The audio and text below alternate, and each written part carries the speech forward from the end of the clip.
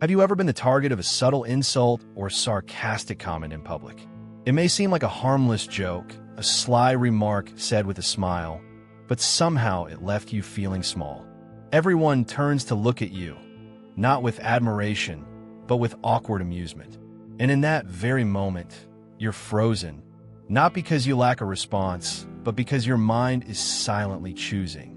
Should I speak up or stay silent? Should I laugh it off or assert myself? These aren't just uncomfortable social moments. They are psychological battlegrounds, where you must choose between preserving outer harmony or protecting your inner dignity. In today's video, Golden Age Wisdom will guide you through 5 powerful silent psychological strategies to reclaim control in any situation, without needing to raise your voice or fight back in frustration. This is not just social intelligence. It's a deeper art of presence and a quiet, unshakable strength that makes others think twice. Because real power doesn't shout, it radiates. Tactic 1. Respect isn't automatic. It's taught through how you allow others to treat you. Many acts of disrespect aren't driven by hatred. They're subtle tests to see where your boundaries are. Some people will probe you with a teasing remark or sarcastic joke just to observe your reaction. If you laugh it off, they receive a signal. This person allows it, and from then on, they push further, test more, and slowly stretch your limits until you lose track of who you were in that relationship. That's why you must establish respect from the beginning, not through words, but through your energy, your gaze, and your grounded presence. Tactic 2. Your posture is your first unspoken declaration of self-worth. In social psychology, people judge you within the first 5 to 7 seconds before you ever speak. If someone enters a room and you remain seated as they approach, offering a handshake from below, you may feel courteous. But their subconscious reads lower awareness, passive energy, unwillingness to lead. Try something different. Stand up, not stiff or aggressive, just upright, grounded, and present. Offer a calm, steady gaze and a confident handshake. This is not performance. It's a silent statement of worth, a declaration that says, I know who I am, even without words. Your presence teaches others how to treat you. Tactic 3. Interruptions are about control. Reclaim your space with calm precision. You're sharing an idea. Suddenly, someone cuts in. It might seem small, but an interruption is often a covert power move, consciously or unconsciously designed to dominate the conversation. Most people react by pausing, smiling awkwardly, or letting the other person take over. But not you. You pause.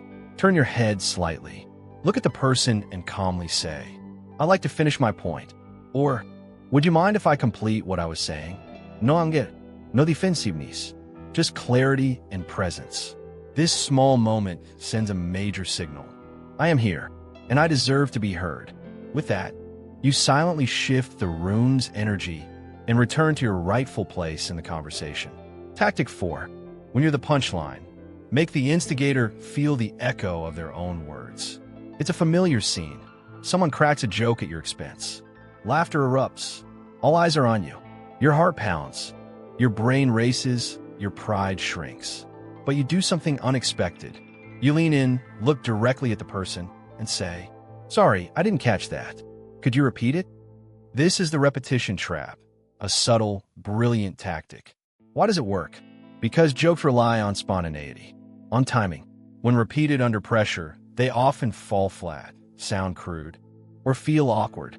Suddenly, the person who made you the punchline is now the uncomfortable one. You, however, stay composed, grounded, and dignified. This is not retaliation. It's quiet dominance. Tactic 5. When provoked, break the pattern with unexpected redirection. Not every insult is a joke. Some people provoke you on purpose, criticizing you, testing your patience, just to trigger a reaction. They want your emotion. Your anger is their confirmation of power. But instead of reacting, you pause and say something completely unrelated. They say, You always screw things up. You reply, By the way, have you tried a new jazz cafe down the street? Or, I've been thinking of picking up watercolor again. their brain stalls. You've just used a method known in clinical psychology as pattern interruption. It disrupts their rhythm, breaks their loop, and suddenly, there's nothing left to attack. You haven't fought back. You've flipped the board before the game even started. Final move. When nothing else works, leaving silently is your greatest statement. What if none of the above tactics work?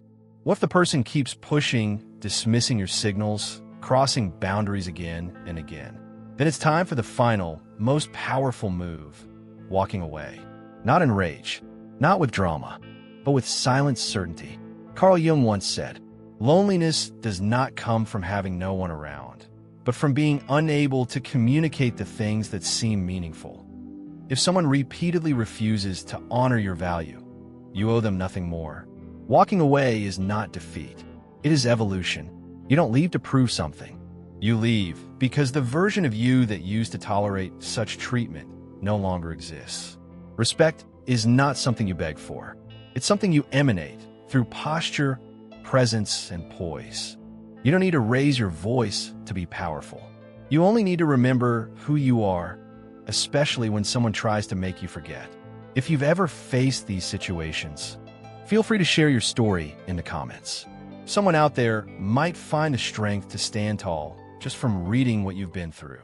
And if you're on a journey to reclaim your worth, elevate your emotional mastery, and awaken deep psychological insight, subscribe to Golden Age Wisdom. Because real growth begins not with proving yourself to others, but with standing quietly, firmly, in who you already are.